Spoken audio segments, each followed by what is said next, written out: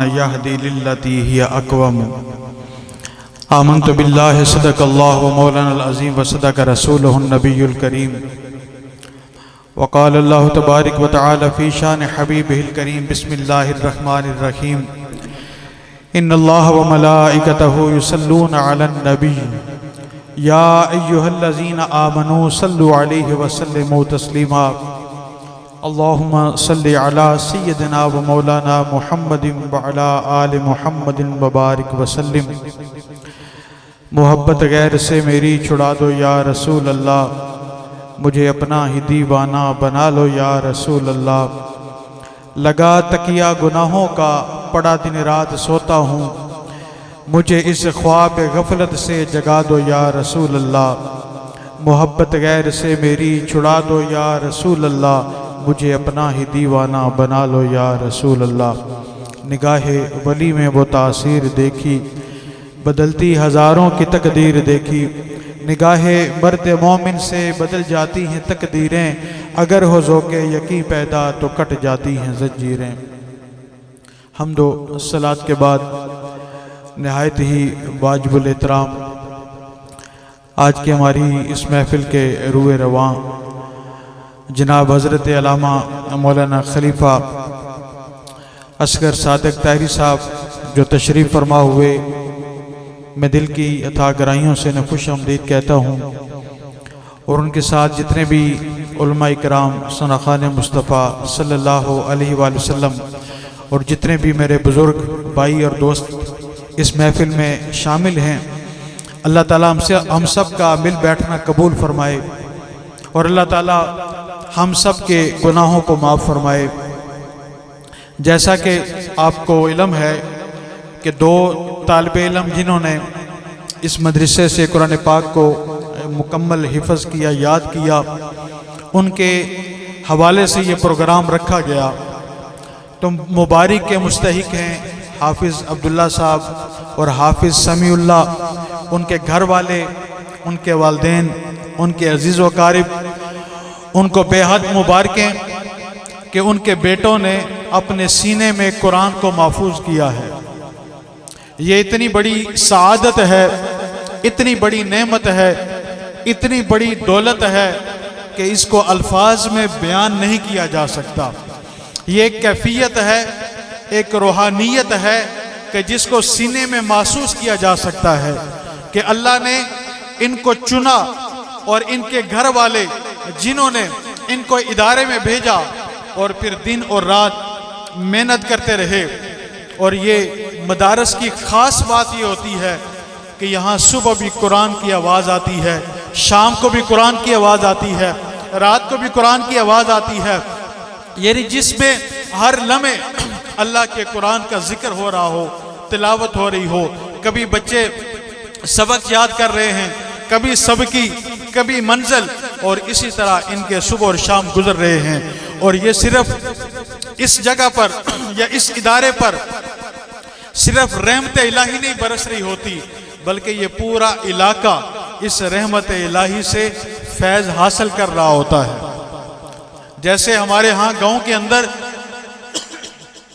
کنویں ہوتے ہیں، اور پرانے وقت میں جب گھروں میں پانی کی سہولت نہیں ہوتی تھی تو کنویں سے پانی بھر کے گھر والے سارے لایا کرتے تھے کہ وہ ایک ذریعہ تھا لوگوں کو پانی جب وہ حاصل کرنے کا۔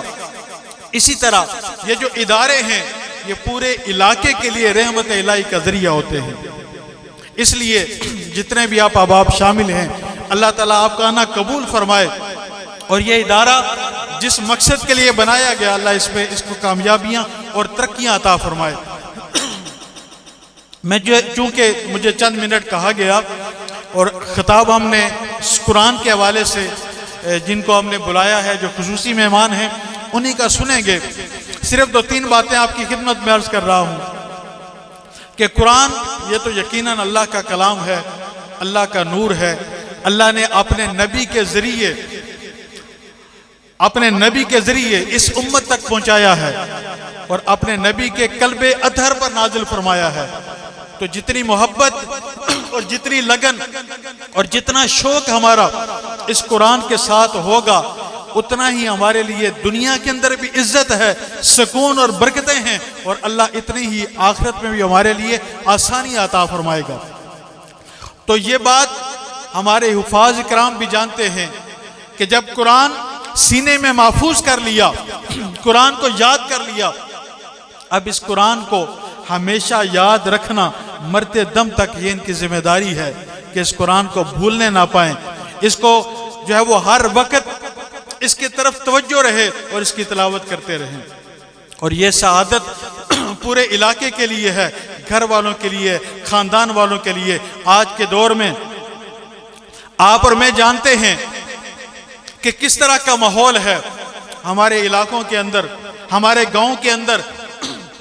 کوئی شادی ہو تو کیسی رسمیں ہمارے یہاں برپا کی جاتی ہیں، اور مجھے بڑا افسوس ہوتا ہے ہمارے نوجوان جب ناچ گانے کی محفلیں سجا رہے ہوں، وہاں بزرگ بھی کھڑے ہیں، باپ بھی کھڑا ہے، بیٹا بھی کھڑا ہے، اور ناجائز طریقے سے وہ اپنی رقم کو نچھاور کیا جا رہا ہے، اور ہم وہ کیا ماحول دے رہے ہیں۔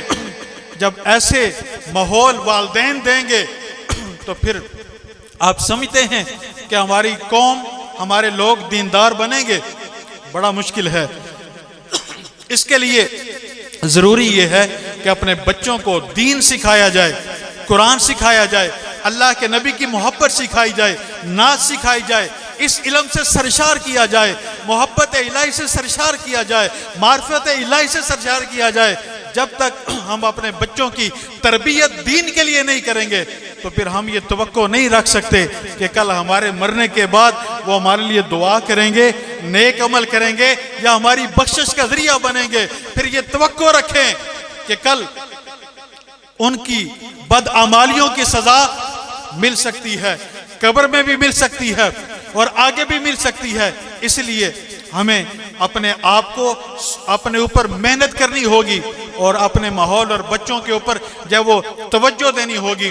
تو یہ مدرسے جہاں قرآن کی تعلیم ہو، محبت کی بات ہو، جن کی نسبت اولیاء اللہ سے ہے، تعلق اللہ کے ولیوں کے ساتھ ہے، اور وہاں پر ایسا ماحول بچوں کو ملنا جہاں قرآن کی تلاوت ہو، نعت رسول مقبول صلی اللہ علیہ وآلہ وسلم ہو، یہ اس دور کے اندر اللہ کا بہت بڑا فضل ہے، اللہ کا بہت بڑا کرم ہے، یہ اللہ کی بہت بڑی رحمت ہے۔ اس لیے میں آپ دوستوں سے کہوں گا کہ جو اس طرف شوق رکھتے ہوں وہ ضرور اپنے بچوں کو دین کی تعلیم دلائیں، اور اتنی تعلیم جو فرض ہے وہ تو سب کے لیے ضروری ہے کہ نماز کا پتہ ہو، وضو کا پتہ ہو، غسل کا پتہ ہو، سلام کا پتہ ہو، ماں باپ کی خدمت کا پتہ ہو، ادب کا پتہ ہو، اللہ کی جو آداب ہیں وہ بھی آتے ہوں، اور اللہ کے نبی کے آداب بھی آتے ہوں۔ اور جب تک ہم یہ تربیت اپنے بچوں کی دین پر نہیں کریں گے تو پھر ہمارا معاشرہ کبھی بھی بہتر نہیں ہو سکتا۔ اللہ تعالی ہمیں اس پر عمل کی توفیق عطا فرمائے، اور اللہ تعالی ہمیں دین پر ثابت قدم رہنے کی توفیق عطا فرمائے۔ اور جو مدرسے میں بچے پڑھتے ہیں، پڑھ رہے ہیں، کیا کوئی آسان کام ہے قرآن کو یاد کرنا؟ بڑا مشکل کام ہے، بڑی محنت درکار ہے۔ ماں باپ کو بھی چھوڑنا پڑتا ہے، گھر کی آسانیوں اور سہولتوں کو بھی چھوڑنا پڑتا ہے، کھانے پینے میں بھی شاید کوئی کمی پیشی ہوتی ہوگی۔ ان ساری تکلیفوں کو اٹھا کر پھر جا کر قرآن کو سینے میں محفوظ رکھا جاتا ہے، لیکن اس میں اللہ کا کرم، اللہ کی توفیق، اللہ کا فضل اور اللہ کے نبی کی نظر عنایت شامل ہوتی ہے۔ اور اللہ تعالیٰ اسی طرح اس ادارے کو دن دگنی رات چگنی ترقی عطا فرمائے۔ اور میں تمام ان احباب سے بھی جو معاونین ہیں، جو تعاون کرنے والے ہیں، جس طرح کا بھی وہ تعاون کرتے ہیں، ہم ہمیشہ ان کے لیے دعا گو رہتے ہیں۔ اللہ ان کے تعاون کو قبول فرمائے، اللہ انہیں دین دنیا کی برکتیں اور آسانیاں عطا فرمائے۔ جیسے ہمارے گھروں کے اخراجات ہیں، جس طرح کے حالات ہیں، اسی طرح ادارے کے بھی اخراجات ہیں، اور یہ اہل علاقہ کے تعاون سے اس کام کو چلایا جاتا ہے، چاہے وہ رمضان میں زکوٰۃ کی صورت میں ہو، صدقات کی صورت میں ہو، یا گندم کے عشر کی صورت میں ہو۔ یہ تعاون جیسے آپ کرتے ہیں، آپ نے اس سے بڑھ کر کرنا ہے۔ یہ میرے اوپر یا آپ کا کسی پر یا میرا آپ پر کسی کا کوئی احسان نہیں ہے، ہم نے اللہ کی رضا کی خاطر کرنا ہے۔ اور یہ ہو بھی نہیں، جب ہم یہ کریں گے تو دیکھیے گا کہ ہمیں اللہ کتنی برکت اور کتنی ہمارے گھروں میں اللہ سکون عطا فرماتا ہے۔ یہ جیسے ہمارا گھر ہماری ذمہ داری ہے، اسی طرح ایک ادارہ پورے علاقے کی ذمہ داری ہے کہ ان کا ساتھ دینا، ان کا معاون بننا۔ جب یہ بچے یہاں کھانا کھاتے ہیں یا جہاں پر جو اخراجات ان پر ہوتے ہیں، جو معاونین ہیں، اتنا ہی صلہ اور اجر انہیں بھی ملتا ہے، اتنا ثواب انہیں بھی ملتا ہے۔ تو یہ آخرت کے لیے ہماری انویسٹمنٹ ہے کہ اللہ ہمیں اس کا صلہ آخرت میں عطا فرمائے گا۔ آپ تمام احباب کا بہت شکریہ۔ اللہ تعالیٰ مجھے اور آپ کو اس پر عمل کرنے کی توفیق عطا فرمائے۔ وما علینا الا البلاغ المبین۔